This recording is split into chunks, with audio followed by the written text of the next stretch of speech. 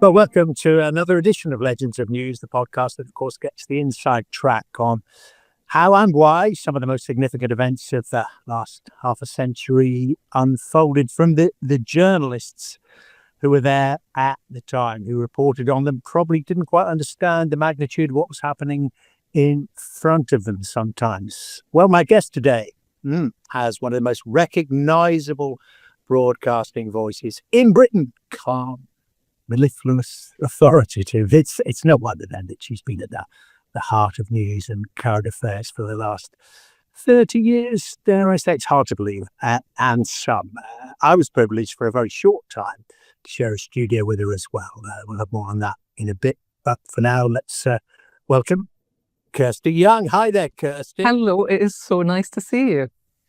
It is so lovely to see you. And as I say, well, we'll revisit some of those times we spent together. One in particular sticks in my mind, and I think it's not the one you would imagine. But I mentioned there, the voice. The second you say hello, it just all comes back. And should I say, coupled with your, razor sharp intelligence, wicked sense of humor. It is no wonder that you were picked up very, very early on for a broadcasting career. Didn't you start out as a continuity announcer? I did. In Scotland. You better explain to a lot of people what that is. I don't think they exist anymore. Well, they still have them on Radio 4. They are the people in between programs who say, they would say, and now on Radio 4, we have the shipping for, or whatever it is. So I did that as a little baby girl virtually in Scotland. So Scotland has BBC Radio Scotland, which is exactly as it sounds. It's a kind of mirror representation of Radio 4, but with a kilt on it.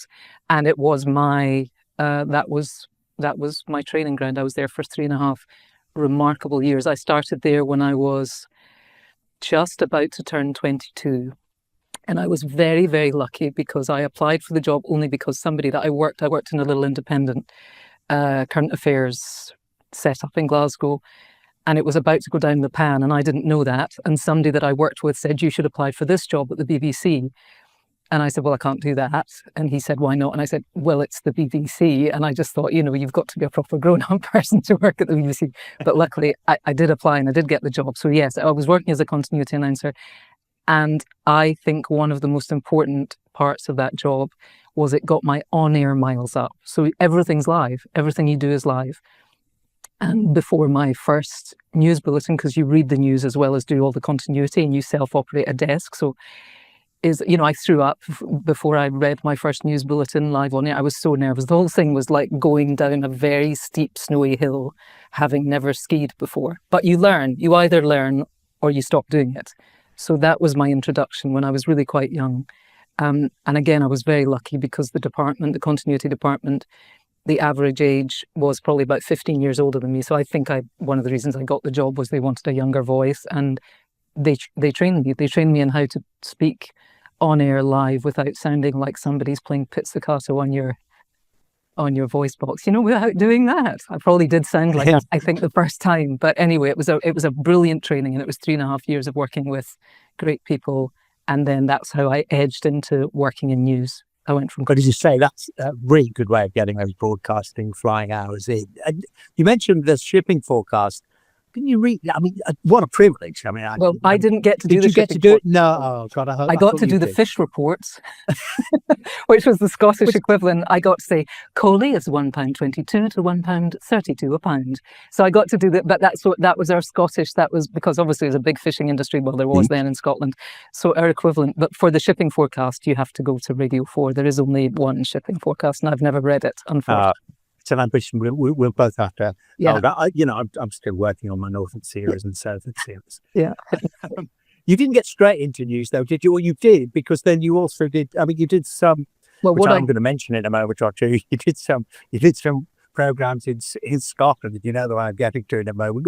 The eponymous one called Kirsty, of course. But were you also then a presenter on Scotland Today, wasn't it? I was. That's right. Yeah. So I got to do radio news programs first. So I was working exclusively in radio, which has always remains my first love. Now we call it audio. It is my first love. I think there's no substitute for it, really. And then whenever people would need a fill-in for somebody in a news program, if they were on holiday, they would call on me to go and do that because they knew that I wanted, that was the area I wanted to work in. I didn't want to be just stuck in continuity, and I had ambition to do that. So then I would get jobs here and there working in radio news, like anchoring our Scottish version of PM. And so that's how I began. And then I went to work in television news. I went to work at Scottish Television, STV. They were launching a bigger lunchtime bulletin, and that was just unbelievably good fun and exciting. And again, the first time I was on air, I got black dots in front of my eyes. I thought I was going to pass out. I was so nervous, but I quickly learned to enjoy it, and it was great fun. Great fun. Would you say, seeing we're still talking about beginning of careers, but it's a long time ago. Yeah. And even longer for me. What would you say to people, young people listening now, say, well, I want to get a career. I want to try a career in broadcasting. Well, should I listen to Kirsty and try that? You didn't go to university, did you? I didn't go to university. You don't need to. But is there any template? Are there any nuts and bolts? Any advice? How do you do it? I think that's such a good question now, and I do get asked it, and I'm sure you get asked it, and my answer is everything has changed. We're all journalists now. We're all citizen journalists now. The way I did it, which was, progressive and fair. I was fortunate. I got opportunities. I took them. I didn't balls it up so much that people ever sacked me, so that was great. But it was pretty linear, and it was traditional, and you didn't have to. I mean, most of the people I was working with did have degrees. I didn't, but I had a facility for writing, and I was able to pick it up as I went along. It's all change, isn't it? It's a totally different landscape now, and the biggest part of me wants to say, I don't know, but I have an opinion on it. I have an opinion on how people do it, and I think, it's the citizen journalism. It's probably starting your own YouTube channel. It's probably I agree, but I mean, it's getting good at it in a different way, isn't it? As you say, I mean, you and I were lucky to be allowed at, on formal broadcasting channels and make our mistakes. You can get experience. You can get better as a journalist. Quite often on your own, testing it in the market there, because you can self-publish. I think the big problem though is you can't self-pay. How do you get money from that YouTube channel? And that's where my knowledge is completely lacking. I also think the difficulty with that is, of course, in the climate we're in now, that digitized world, we are paying it. It's the attention economy, and I think that was a very different time in the time when you and I were trained, which is, we were trained for rigor, we were trained for accuracy, we were trained for moderation. Now you get the clicks if you sort of do the opposite of that. If you silo your content, if you make it sort of unbelievably dramatic, if you do all the things that sort of go against old folks like us and how we were taught to do it. So my knowledge only goes so far on that. I would say to people, I have no idea how you initially make money at it if you are adhering to those original principles. I really don't know, because as I say, it's the attention economy, and it's the clicks. And if you get the clicks, you get the advertising. If you get the advertising, you can pay your gas bill. So for me, it's a complex conundrum. It really is. I mean, it's unsolvable, and there is no one way of doing it. But I mean, the other thing that you must do, which does stay the same, in my view, I'm sure you'll agree with that. You have it in spades, is develop your own voice. And I don't just mean sound of your voice, because that is important if you're in broadcasting, but a voice that people go, oh yes, I recognize this person, this journalist, not necessarily the views they're taking, but the way they write, the way they speak. It must be engaging. And the only way you get to do that, get good at that, is to practice. I think so. And I think also look at people you admire. I think the people that we connect with, I mean, really good journalism is actually about connection. It's about saying to people, you might not naturally be interested in this. Even I didn't really think I was naturally interested, but come with me. And that is a tonal thing. That's to do with tone. And if we think about the comedy we love, the journalism we love, even the music we love, it's not necessarily the people who are best at it, it's the people who tonally somehow connect with us. And I think finding your tone as a journalist, when I think of the people who I think, well, if they're reporting on it, I'm in. Yeah. I know if Jeremy Bowen is coming on the radio, I want everybody to shut up, or on TV, and I am listening. I'm listening to you, Jeremy, because I trust you. I trust your tone. I trust your integrity. I like the cut of your jib. So I think you find the people who speak to you and work out what it is about them. I remember watching Anna Ford when I was, at school, and just thinking, what is it about her? And she had just a solid tone. I believed her. She had integrity. I believed her. And I think that those kind of subtleties of human connection, I don't want to sound sort of too pretentious about it, but I think they are at the heart of good journalism, really. And Kirsty, I mentioned that I've got to get through now because it did occur early in your career, and I think everyone thinks it now. You need a talk show. You need to talk to people more. We want to see you. You're one of those. You're one of those voices and broadcasters you mentioned there that everyone stops. Oh, it's Kirsty Young. I want to hear from her. And what we did, well, certainly those viewers in Scotland were privileged too, and a few still on YouTube. I've looked it up. The Kirsty Show. Oh my God! You didn't look it up, did you? It's the first time I came across you. That's this remarkable young woman. You invited me. It's one of the pinnacles of my broadcasting career. You invited me to come to the studio in Scotland. It's a big an edition of your afternoon talk show. Was it fancy young men? And we all had to appear. We all had to appear in tuxes and bow ties. Dermot, I don't even remember. Oh my God! I'm so embarrassed. Sex appeal. And I thought, all right, so this is the kind of high quality journalism that you got to bring them in. We've all got to do it. Yeah. I mean, my only excuse is I was very young. But obviously they'd asked me for a list of men, and you were on that list. What can I tell you? I mean, I hope your wife's not in a nearby room. Yeah, I'm colouring. I don't know if you can see this. Yeah, I think it still exists somewhere on the internet. I wish I had mentioned it. Okay. But you had a lot of fun there, though, didn't you? Because you then, because we're going to get right there in a moment or two, you revolutionised the way that news was presented, national news. Well, hold on, we're part of that. But between that, you came then south of the border, as the phrase is, and you did some other things with the BBC. I did a few. I did like the holiday programme, and I did that. But I did that talk show which was in Scotland called Kirsty, and it was in the sort of style of, it was like a sort of bargain basement opera, really. It's what it was. I've never watched any of them back. So I have. Yeah.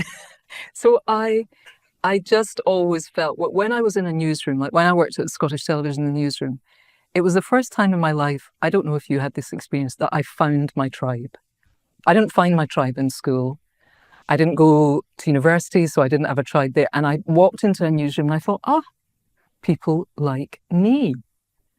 People like me. And so when I wasn't working in news, I hankered to get back to that. And so at that point, I had an agent, and my agent said they're looking for people for this new channel that's starting up, and they've got a news division.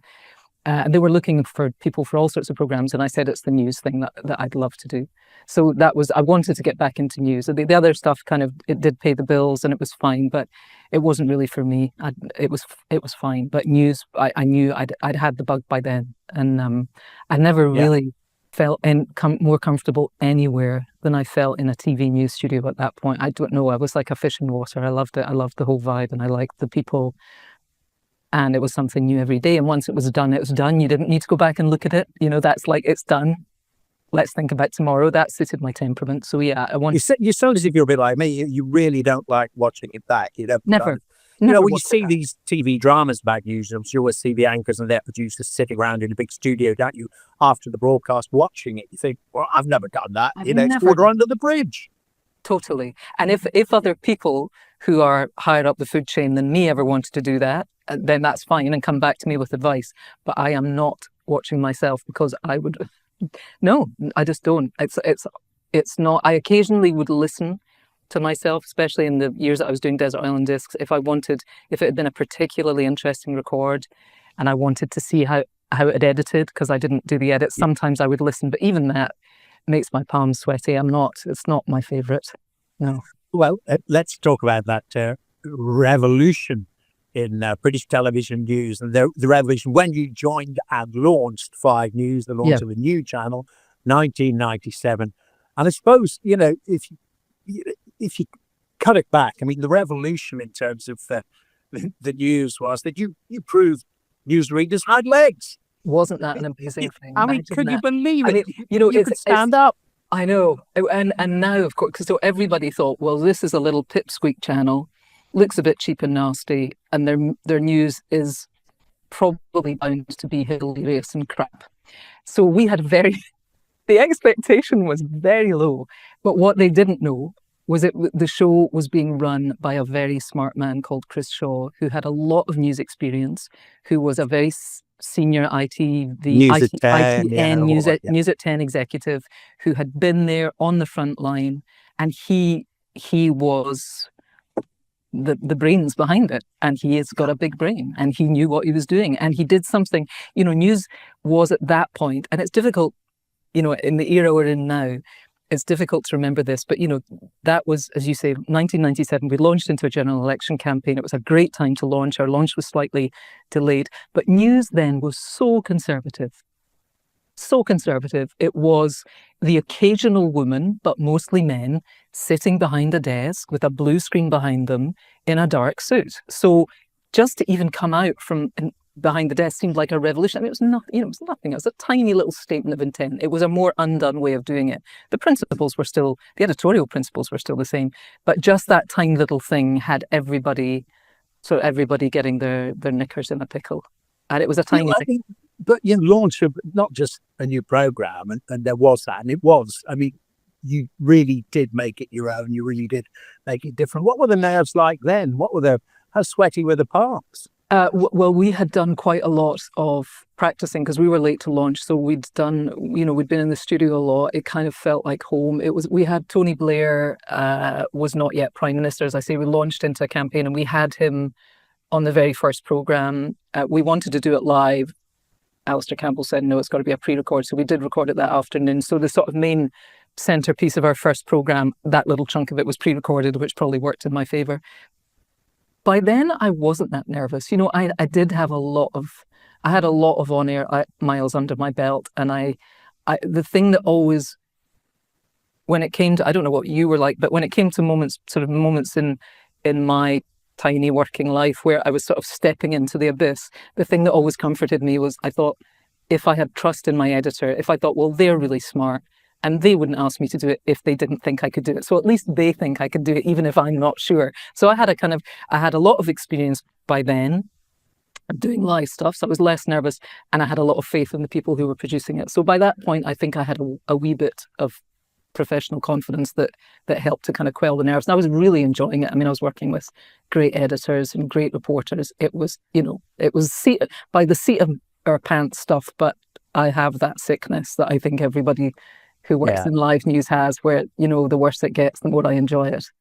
I think got it off to the best possible start it could have as the new kid on the block. But it wasn't just presentation, it was content as well. I mean, you mentioned Tony Blair for the launch episode, but you were getting the guests on, and not just, obviously it wasn't all just politics. It was light and shade, and that brought a difference to the presentation of television news as well. And I should just say, for example, so Tony Blair came in with his small entourage, the biggest member of which was, of course, Alistair Campbell. We had a whole debate about, will Tony perch? Because they were like, well, where's he sitting? And we were like, well, we don't have chairs, so I'm just perching. That's what we called it, perching. Yeah. And they were like, Tony's not perching. Like, well, Tony, I'm perching, so if Tony stands, it's going to... So we had this whole kind of back and forth. Alistair was as charming as he always was in those days. So that was a whole kind of thing. So the look of it was fresher. I think that sort of got people's attention. And also we did this thing where we sort of deconstructed bits of news. So we would have reporters, now everybody does it. They do it on News at 10, where you have the reporter in, out of the report to just kind of take it down. We had this thing called 5 Facts, which was this screen with, it was more bulletin, it was more sort of bullet points, and it was kind of just a little bit more relaxed was the sort of tonally. That was the idea of it. Yeah. I love that story, Kirsty. Tony don't perch. Well, Tony doesn't perch. It's right up there with Charlie don't surf. Yeah.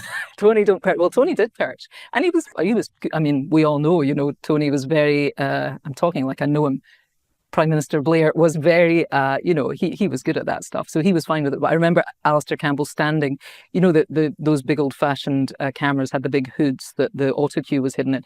Well, Alistair Campbell stood as near as you can stand without being in vision and just stared at me through the whole thing as if to say, don't F about with my boy. Not that I wasn't going to F about, I just wanted to find out what he was about. But yeah, that was a tiny baptism of fire for me. And look at him now, all cuddly and approachable, and does some podcasting, so far as I understand that. Does he? I've never been able to find it. Yeah, I don't know what that's called. So you came then to the mothership. I mean, ITN produced, and still does, I think, Channel 5 News. Yeah. But then you kind of cross from one newsroom to another within the building. Why did you do that if you were having, such an effect, such a good time on 5 News? That's a good question. Why did I do it? Probably naked ego and ambition.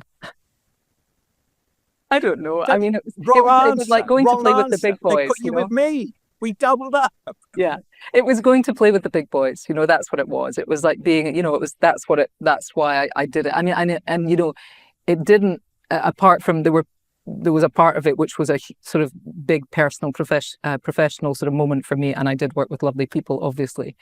But I remember being told by the person who was then the editor that I think I had thanked somebody by saying, thanks so much for joining us. And he took me into his office after the show. He said, we don't say that here at ITV. We don't say. And I thought, okay. So, I did immediately feel like I was a little bit of a square peg in a round hole. I did a little. Because, you don't say it because it looks too grateful and they should be glad. I don't know what it was. It's just too friendly. Yeah. Too nice. I don't know.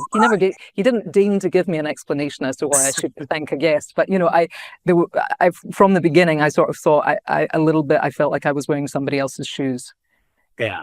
Well, it didn't feel like that to where we presented the evening news together, didn't we? Yeah, we did. I anchored that in 2001. But I mean, there was just that searing experience, and I'll never forget. Watching you on air. I remember. I'm talking 9/11, of course. Yeah. I think you'd got in first. I don't know whatever the time we had to be here on the shift, and it all just started happening. That most extraordinary day of events that no one could work out what was happening. No, just talk me through, your memories of 9/11 with the fact. Yeah, and I watched that from the gallery of you interviewing your own husband in New York as the towers were coming down. I'm sure you can't forget it.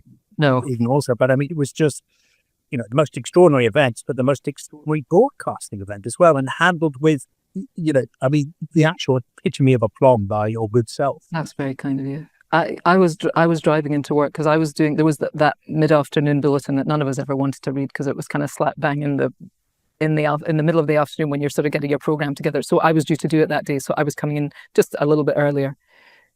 And my husband phoned me when I was on the way in by car. I just put her, I think I'd come back from maternity leave about 3 or 4 weeks before. So I was fresh back in the news world. And Nick said, a plane's gone into the Twin Towers. And it wasn't long after John Kennedy Jr. had that terrible accident in his plane. And I thought Nick meant like a little passenger, a 6-seater passenger plane or a 4-seater passenger. Yeah. I didn't think he meant an airliner. He was out in the street and went out. He heard the noise, went out. He was in the street in Manhattan. And so I went into the newsroom, and the newsroom was, I can only describe it as vibrating. I had never before and never since been in a newsroom that felt the way the newsroom felt. It was absolutely, everybody just had a different look in their eye and was standing just that little bit nervier and that little bit straighter. And they said, we're gonna newsflash this. You should go down to makeup. And I threw my little Nokia on the desk of the editor, and I said, look, my husband's there. He's under Nick. It wasn't passcoded or anything then. It was one of those little Nokia phones.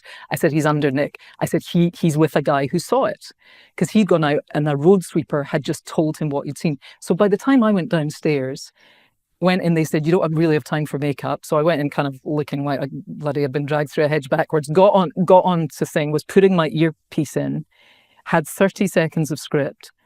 And I just remember them saying, we're going open-ended, because by that time, the second plane had gone in. And so I thought, okay, right, we're going open-ended. I've got 30 seconds of script. Put your big girl pants on, because this is not like anything you've ever done before. And I still, even thinking about it, it makes me a little bit clammy of hand. And then I heard them say we'd been on air for, I don't know, maybe 14 minutes. I can't remember. And somebody said, we've got a Nicholas Jones. Now, the BBC had a correspondent called Nicholas Jones. So I never call my husband Nicholas Jones. I'm like, oh, okay. And it was in my ear. And then somebody else said, it's her husband. And I thought, oh, it's that Nick Jones. And Nick came on, and he did a sterling job.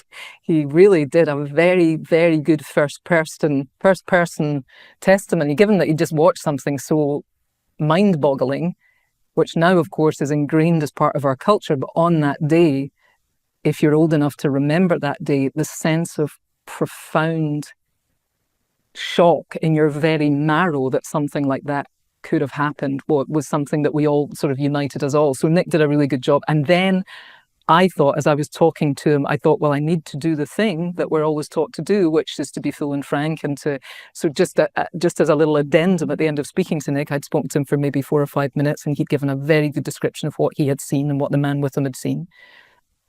And I said, that was Nick Jones.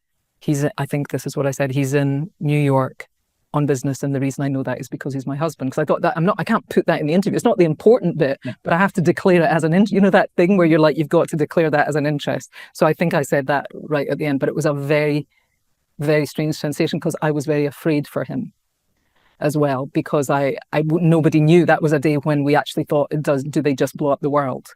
Are they coming? Is more going to happen to New York? And so yeah, I felt so that was a test of my nerve, and it was. I have to say, I'm giving my husband 10 out of 10 because he was very good. He was very, very nice and calm. Yeah, he really was. Yeah. You deconstructed it together afterwards. Did he say what was going through his head? Did he ever say, I quite fancy your job? It's easy. No, I'll tell you what we did, because I ended up being on air for 5.5 hours, and then we came up. So it was what they call in the business open-ended. Now we're so used to 24-hour news, and but that's what we called it then. And all these amazing people who were in the gallery who just did the most incredible job. But when I came off air, and I think you were on this plane. Were you on the plane that sat on the tarmac to go to New York? Yeah, we were. Yeah, this is my experience of all the big stories I have covered. And I was one I didn't really. I did a bit of studio time, but then was dispatched to a chartered aircraft by the British broadcasters to get all the reporters into New York. Sent up to Stansted. And I think it was from Cyprus or something. It was a 747. Flies in, and we all kind of get ready to board, and of course airspace closed. Of course it was. Yeah, but we didn't know. We were working in this sort of blind. And I always remember, it's where we're on board a producer, not from ITN, as we then both worked with, but from the BBC, rather entitled producer, went up to one of the pilots or, whatever, one of the crew, to say, look, it's no go, airspace is closed. Most will all get off. I said, well, call up New York. You can call them, can't you? Tell them we'll fly over there, hover around American airspace, tell them we're from the BBC and come into land. And I just went, I'm not getting on that flight because you are going to the bottom of the Atlantic Ocean. If you try that just ain't going to work. They're not letting anyone in. But I spent four nights, I think, at Stansted Airport. Yeah. Well, I came off air, and they said to me to get to the plane where you already were. And what had happened that day, I'll make this as brief as I can, but it was such a strong memory for me of that day. As I say, I'd just come back from maternity leave. I'd had my first baby, my daughter. I put her down to sleep before I'd headed off to work. So I'd given her feed and swaddled her up, put her in her cot, closed the blinds, come downstairs. Childcare had arrived. I'd left for the studio. And I thought, as I came out of the studio, I thought, my husband's in New York. I don't know what's going to happen to New York. Indeed, I don't know what's going to happen to the world. There's a baby at home, and they're asking me to go to New York. So 2 parents in New York. By that, I thought the plane would take off. And this is disgraceful, and it is an admission of my lack of adventurousness, which is why I have never been a war correspondent. I pretended not to be able to reach my childcare. I said, I can't reach them, so I can't go there because I'm not getting any answer. Because I thought there needs to be one parent alive. That's what that day felt like. That's how strong it felt. I thought there needs to be one parent alive. There can't be two parents dead in New York, because it felt, we had seen people throw themselves out of tall buildings. We had seen what had come as close to the end of the Western world for 5.5 hours. And I went home, and my daughter was lying, having had a lovely afternoon and going to her play date and whatever, was lying in the same position. And I thought, the whole world has changed, and you think it's just the same, and you are going to grow up in a totally different world. It was like a moment of clarity, of which I've not had many in my life. But on that day, when I looked at her sleeping, I thought, this is a whole different world. Everything has changed, and it was. Yeah. I mean, and events have proven that. It's proven your news now. And just on the small issue of the Stansted experience, I can tell you that proves your news now as well, because, Well, that was just my cowardice. When I say I spent 4 nights there, I spent 4 nights in a bed and breakfast in Stansted Mount Fitchship. We managed to find that at great expense, sharing a room with Mark Austin. Yes, it was. We were both trying to get. I was going to say there are worse people to share a room with, but I don't know if that's true, so I'll just leave that. They're just frantically bashing the phone, saying, "Get us to New York," and it never happened. Listen, I'm aware of the time. Desert Island Disc, is that the most fulfilling part of your broadcasting career? Or, just how did that come along? Yes, it is. And just those people, you get to talk to, and the insights you get. It must actually be thrilling. And I don't use that word, it's not hyperbole. Some of the things you hear from people, you just never imagined you would hear, I suppose. Totally. That was 12 and a bit years. And what it was interesting, it changed my perspective on so many things. It changed my perspective on people, and on privilege, and on class, and on all sorts of things. It took me down lots of avenues that if I'd stayed in news, only in news, I wouldn't have gone down. So you actually, because we recorded, the program was just under 45 minutes, but we recorded about an hour and 10 or 25 minutes, depending on how good, the conversation went.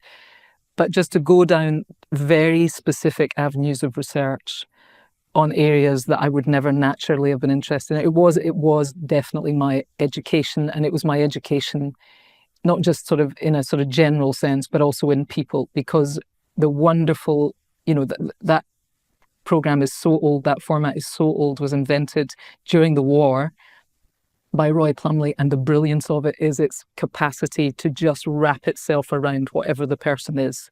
So you could be talking to a space scientist, or you could be talking to a singer-songwriter, or you could be talking to a Premier Division footballer, or you could be talking to a brain surgeon. That program is so cleverly conceived that it allows them to have a conversation with you, because the format is everything, and yet it has a kind of elastic capacity. So it was completely fascinating. And music is, somebody once said about the cello that it speed dials the soul, but I think you can say that about music. So when people are surrounded by their furniture in the music they love, it sort of softens them up a bit. When I'm talking to Bill Gates and he's saying, well, this is the track that I actually got Willie Nelson to come out of the dark of the trees and serenade my wife on the beach the night before our wedding, actual Willie Nelson. And he's telling you this story, and you hear the Willie Nelson, you see a different side of Bill Gates. You see, it opens up.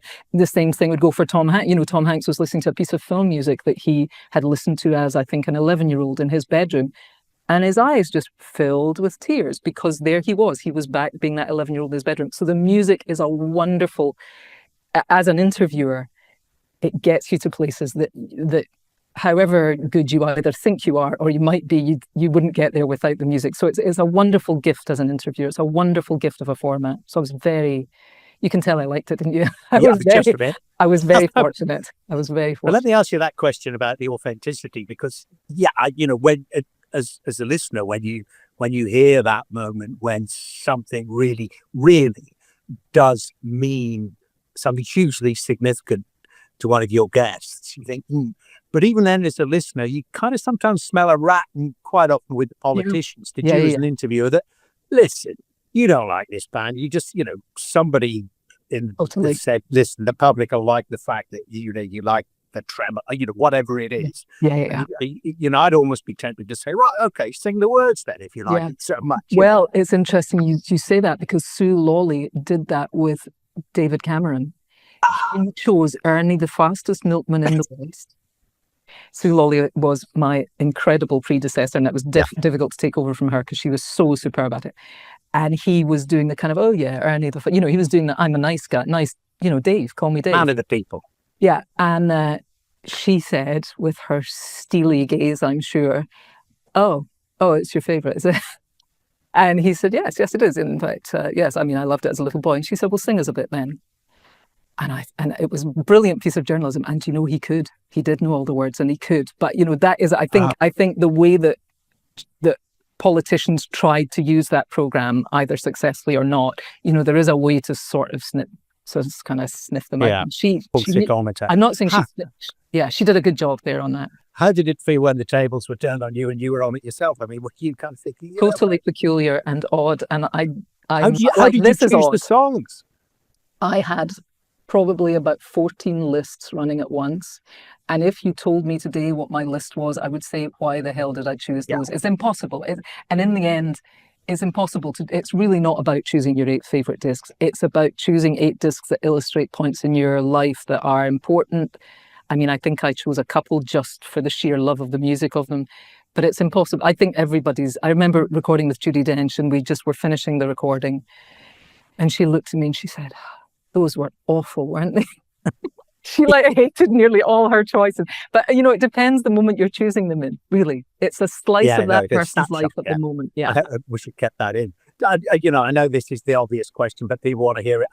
Of the people you interviewed, give us a couple of the heroes that you met. But what about the unexpected ones, the revelatory ones? Do you know Henry Marsh, the brain surgeon, was extraordinary.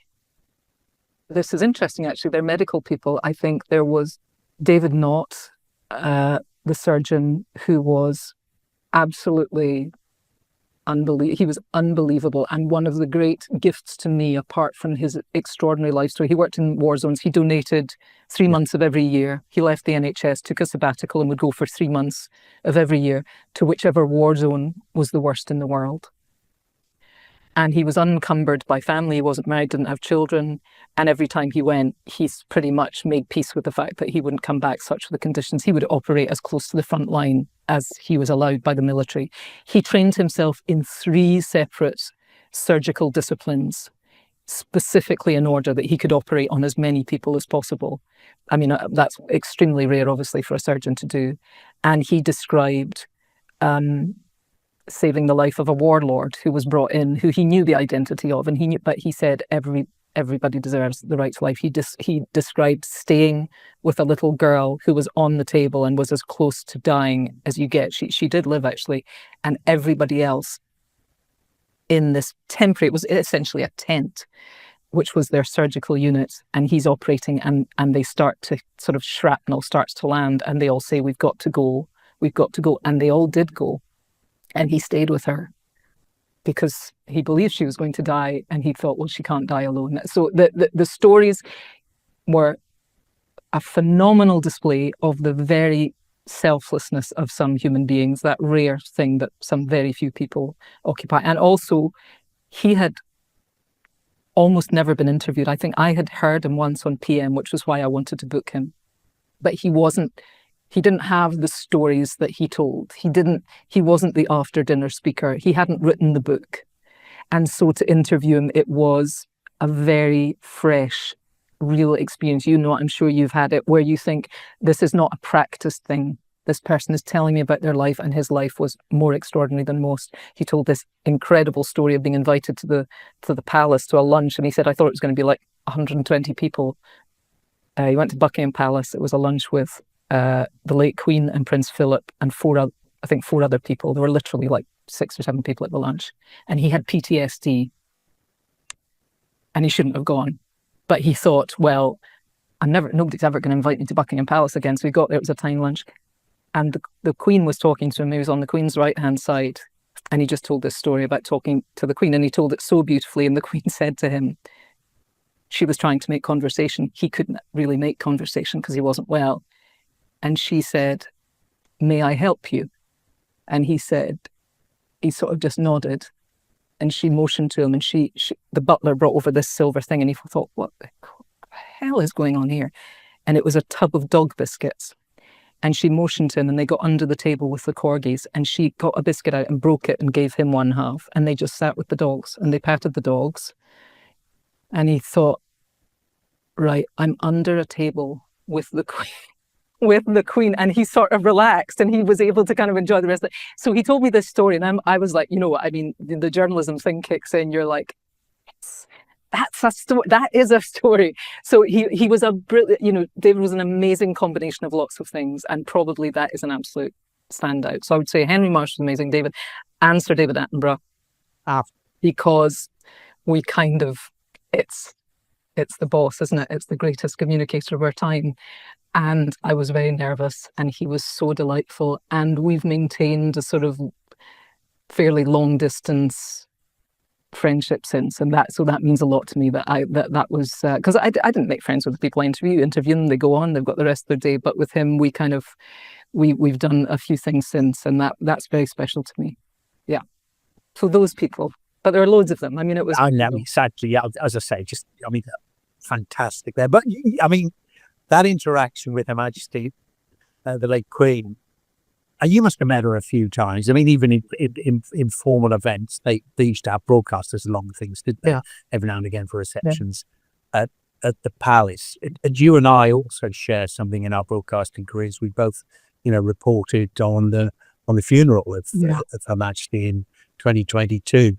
And it was just a kind of, I don't know, a kind of bookmark, wasn't it, in terms of in terms of British life, but in terms of the influence she had behind the scenes, the person she was and the person she wasn't, and what she wasn't was anyone who actually gave any sense what she really thought, and that sense of humor and all those things never gave that away. Yeah, well, she was very much a woman of her time, wasn't she? I mean, that's the uniqueness of her, of course. I mean, partly having to take up the role at the age she was in her early 20s, the longevity of it. I can't remember now exactly how many presidents she said hello and goodbye to, and how many prime ministers, but she spanned, it was a sort of epoch-making era, and such an interesting era, and she walked that tightrope probably like I don't think anybody will ever manage to do again. But that was specific also to, initially the deference she was shown and her age and all of those. There were a unique set of circumstances that made her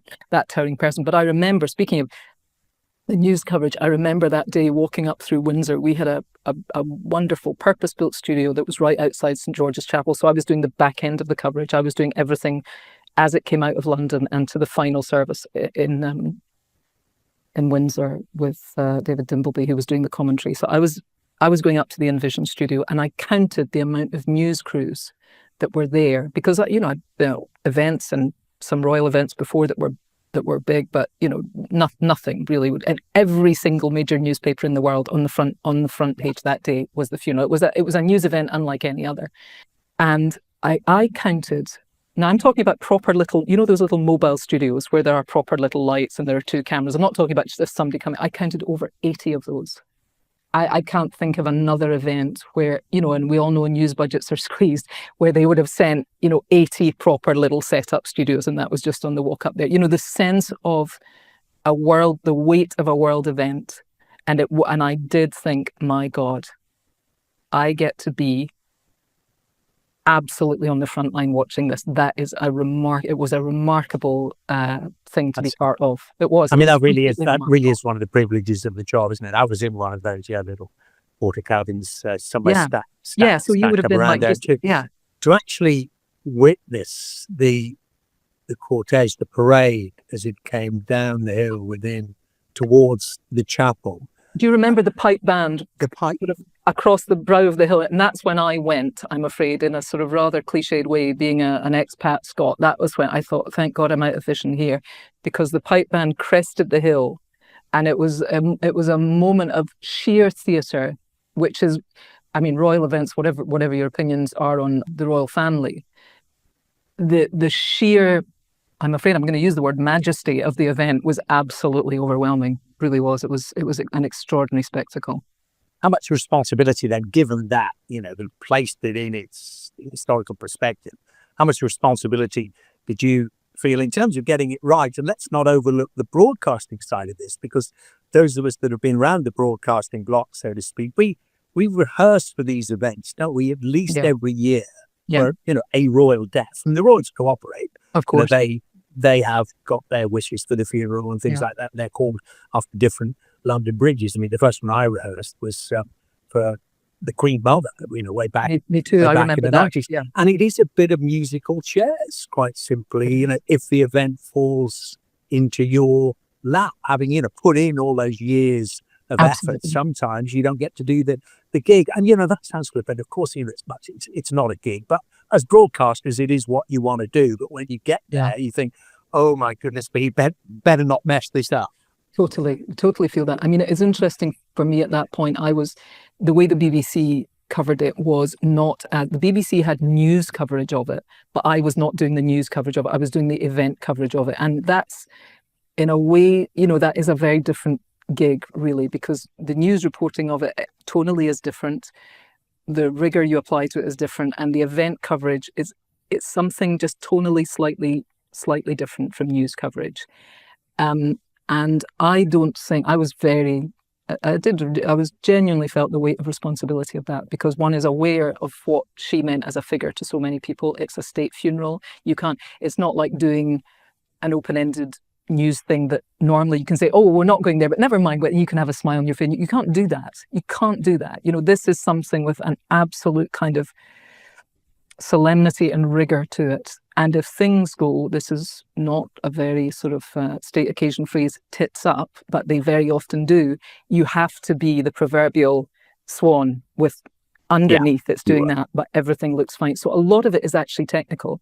And if you hear in your ear, we're going to the Abbey. Actually, we're not going to the Abbey. Cameras down. You have got to look like nothing ever happened, and because you cannot sort of puncture the grace and solemnity of the event itself. You can't be off the cuff. You can't be chatty. It's not that sort of event. A funeral obviously is a very specific event. So yeah, I felt the weight of it, and I also felt this will not happen again. There will not be something where 28 million people are tuning in, because that's a generational thing. 28 million people care about this thing that's happened. And because we're much more siloed and fractured now, and because royalty and the institution of monarchy means less to people now than it once did, that was an absolute moment. And so it felt from all angles, the do not mess this up factor was very high. Yeah, it was very high. You could substitute a different, stronger word. Yes, for mess. I'm going to use the word mess it up. Yeah, well, let's. Yeah. So let's bring it right up to date. I mean, you've got another brilliant format, Young Again, like what you did there with the title, really do. But it's about it's basically, it's the simple one's work, don't they? Like, dare I say, Legends of News, where you interview guests, don't you, and ask them, what they tell their younger selves. I mean, it's just so brilliant. Are you doing another series? What's happening with that? I'm currently, I kind of surf the wave of, a health condition that kind of comes and goes. So the good thing about Young Again is I can do little chunks of it, and then I don't do it for a while, and so we do it. It's not like Desert Island Discs was 42 a year. They happened. They were in the schedule. You had to deliver. Whereas I can do Young Again, sort of come and go on it. So I'm not recording just now, but for anybody who's interested, they are available on BBC Sounds.